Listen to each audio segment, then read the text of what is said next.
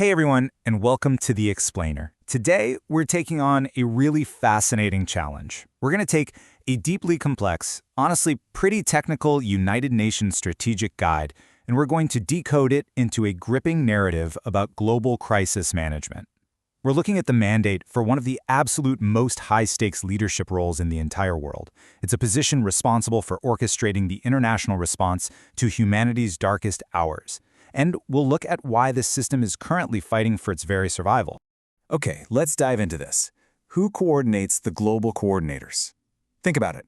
When a massive earthquake strikes or a sudden conflict displaces millions of people, hundreds of incredible NGOs, agencies, and governments rush in to help. But without a central nervous system, right? Without that, the response can quickly become chaotic. So, this explainer is all about the person tasked with being exactly that. The central nervous system at the highest level of the UN humanitarian architecture. So here's our roadmap.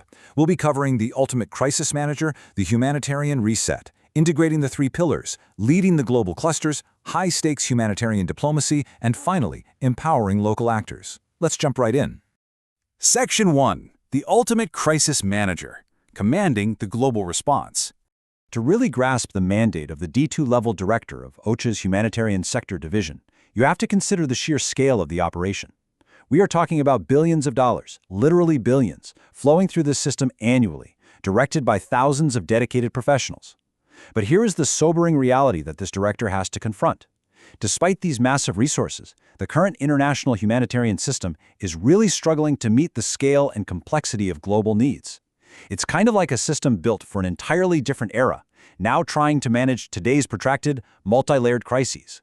To put that into perspective, it's like trying to coordinate a Fortune 500 company's global supply chain while the warehouse is actively on fire. Section 2. The humanitarian reset, transforming the global system. Because the current system is under so much strain, it requires a massive structural transformation. And that's where the humanitarian reset comes in.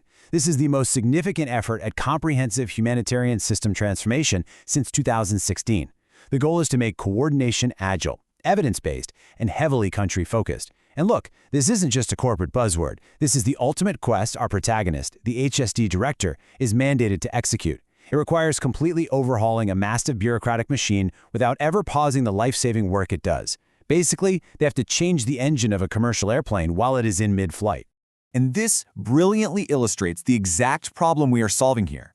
The old system had just become dangerously complex. It was far too headquarter-focused in places like Geneva or New York, highly siloed, and totally bogged down by process. The reset vision, on the other hand, demands the exact opposite.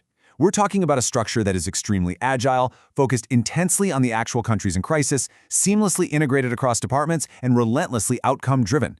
It's really about shifting from a culture of compliance and paperwork to a culture of genuine, measurable human impact. Section 3. Integrating the three pillars, breaking down bureaucratic silos.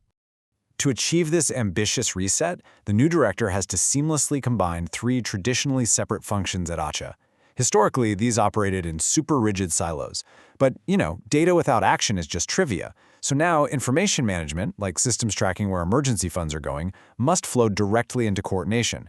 Well, actually, scratch that. It shouldn't just flow into coordination. It must actively generate rapid, data-driven decisions on the ground, rather than just sitting in massive 100-page reports. Finally, those real-world decisions must inform policy, ensuring that the rules guiding future actions are based on actual field realities.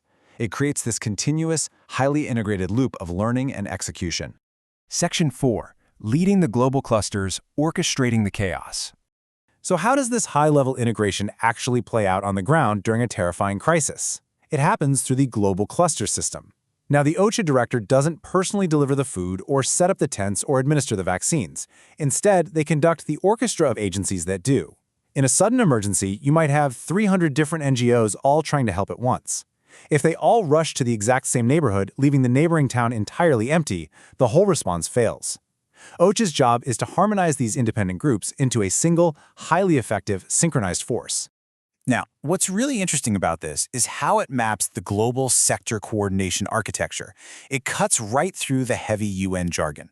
Whether it's the World Food Program securing massive logistical supply lines, UNHCR managing vast shelter settlements, or UNICEF protecting education, the director of HSD has to govern this entire ecosystem. They must ensure these massive, famously independent UN agencies put aside any institutional rivalries and pull in the exact same direction to save lives. Section 5. High-stakes humanitarian diplomacy. Negotiating principal access. Of course, orchestrating this response doesn't happen in a vacuum, right? It happens amid some severe geopolitical realities and extreme physical dangers. The source actually highlights a very stark reality: the growing weaponization of humanitarian access by conflict parties. Just imagine the immense pressure here. This director has to engage with governments, armed factions, and non-state actors who actively want to use humanitarian aid as a weapon of war. They have to negotiate physical access for aid workers in the absolute most difficult political contexts on Earth, staying entirely neutral while millions of lives hang in the balance.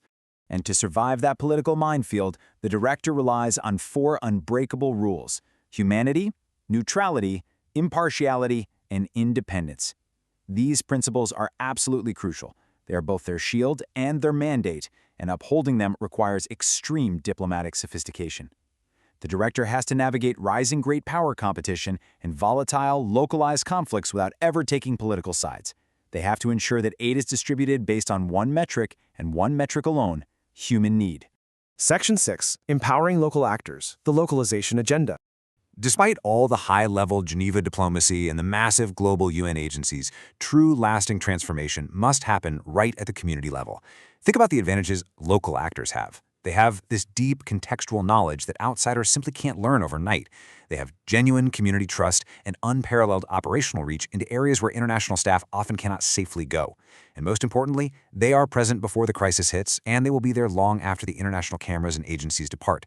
Logically, shifting power away from international headquarters and directly to these national and local actors is critical for the long-term survival and efficiency of the whole system. So the crucial point is that we have to move beyond just rhetorical commitment. We need genuine change in how power, resources, and decision-making authority are actually distributed. We have to actively dismantle the structural barriers, like strict fiduciary requirements and impossibly complex reporting formats that sideline the local heroes who are best positioned to save their own communities. Because true coordination, that means leading from behind. Which leaves us with one final, pretty profound question. Can one division, under the leadership of one director, truly transform a system that handles the hardest moments of millions of lives? This is the legacy vision of the Humanitarian Sector Division. It is a monumental, almost impossible challenge to reform the global humanitarian architecture. But achieving even a fraction of this vision translates into less suffering, better protection, and more dignified lives for the people who need it most. Thank you so much for joining me to unpack this incredible mandate. Take this question with you and keep learning.